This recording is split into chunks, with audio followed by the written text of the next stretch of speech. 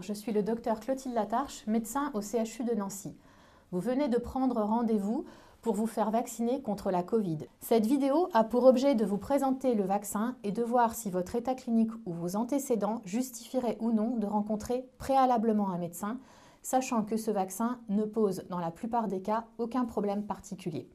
Le vaccin qui vous sera administré aujourd'hui sera du Moderna.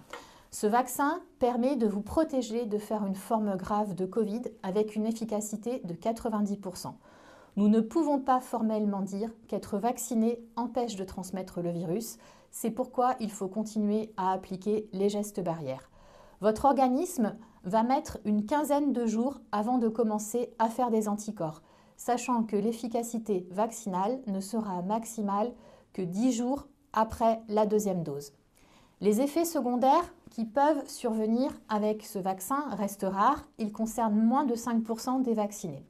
Vous pouvez présenter une douleur et une rougeur au point d'injection, ainsi que des ganglions sous le bras. Vous pouvez également, dans les heures qui suivent le vaccin, présenter de la fièvre, de la fatigue, des maux de tête, des nausées et vomissements.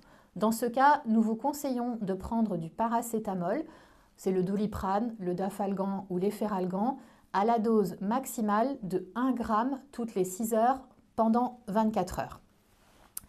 Lorsque vous arriverez au centre, vous remplirez un questionnaire médical.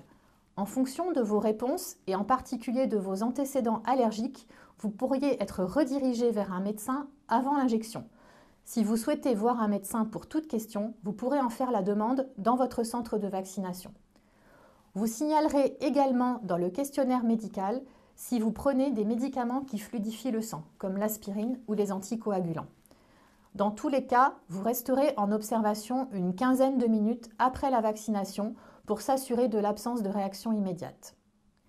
Vous repartirez avec un certificat qu'il faudra rapporter pour la deuxième injection. Ce certificat comporte également le numéro à contacter en cas d'effets secondaires inhabituels.